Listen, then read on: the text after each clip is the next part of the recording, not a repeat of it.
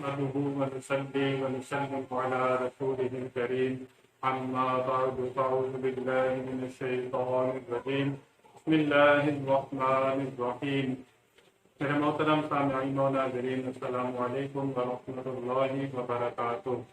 مسلسل درس قرآن آپ سماعت فرما رہے ہیں۔ گزشتہ آیت میں آپ نے ذکر سنا، اللہ تعالی نے انبیاء کرام کی طرف سے جواب دیا۔ نبیوں سے اعتراض کو اٹھانا اللہ تعالی کی سنت ہے۔ منافقین کفار نبیوں پر اعتراض کرتے تھے، ان کا جواب رب تعالی کی طرف سے آتا تھا۔ اللہ نے فرمایا کہ ایسا کبھی ممکن ہی نہیں ہو سکتا کہ کوئی نبی خائن ہو، وہ اللہ تعالی کی امانت میں خیانت کرے یا لوگوں کی امانت میں خیانت کرے، ایسا نہیں ہو سکتا۔ آج جو آیہ مبارکہ ہے اس میں بتایا جا رہا ہے کہ جو شخص اللہ تعالی کی رضا کا متلاشی ہو، اللہ تعالی کی رضا کے پیچھے چلے، اللہ کی خوشنودی حاصل کرنے کے لیے اپنی زندگی وقف کرے، وہ اس شخص کی طرح نہیں ہو سکتا جو اللہ تعالی کی ناراضگی کے ساتھ زندگی گزارے۔ یہ دونوں برابر نہیں ہو سکتے۔ دنیا میں دو قسم کے گروہ ہیں۔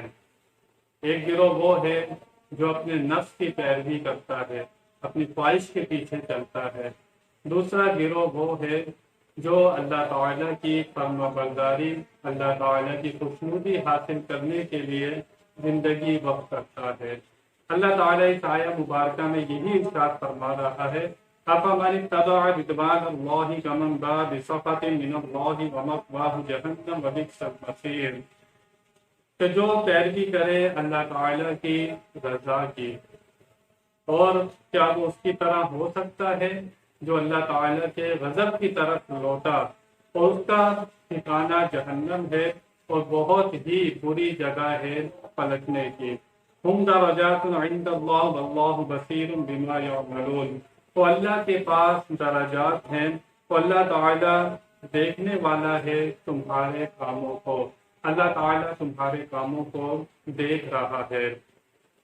یہاں پر ہمیں بتا دیا گیا کہ اگر زندگی گزارنی ہے تو پھر اللہ تعالیٰ کی رضا والے کام کرنے ہیں، اس کے رسول کی رضا والے کام کرنے ہیں، اپنی نفس شیطان کی پیروی سے بچنا ہے۔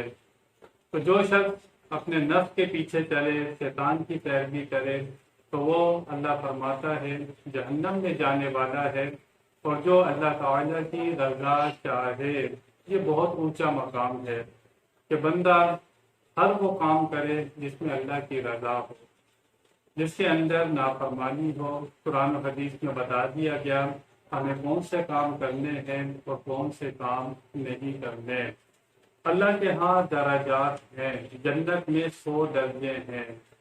جو بندہ جیسا عمل لائے گا، جیسی نیکی لائے گا، اس کے مطابق اسے درجات دیے جائیں گے۔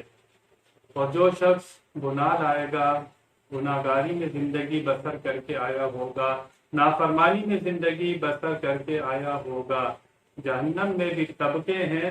ان المنافقین فی الدرک الاسفل من النار، اللہ فرماتا ہے منافق جہنم میں سب سے نچلے درجے میں ہوں گے۔ پتہ چلا جتنی بڑی نافرمانی ہوگی، جہنم کا عذاب بھی اتنا ہی سخت ہوگا۔ جتنی نیکیاں اچھی ہوں گی، عمل خالص ہوگا، اللہ تعالیٰ کی رضا کو چاہا ہوگا، تو اللہ تعالیٰ جنت میں اعلیٰ مقام عطا فرمائے گا۔ زندگی تو گزارنی ہے، اللہ فرماتا ہے تو پھر زندگی گزارو کہ جس میں اللہ تعالیٰ کی رضا ہو۔ ہر وہ کام کرو جس میں اللہ تعالیٰ کی خوشنودی ہو، اس کی نافرمانی کے کاموں سے بچنا ہے۔ سایہ مبارکہ میں واضح طور پر بتا دیا گیا کہ ہمارا مقصد حیات کیا ہے، ہم نے زندگی کس طرح گزارنی ہے۔ اللہ تعالیٰ سے دعا ہے کہ ہمیں وہ کام کرنے کی توفیق عطا فرمائے جس میں اللہ تعالیٰ کی رضا ہو۔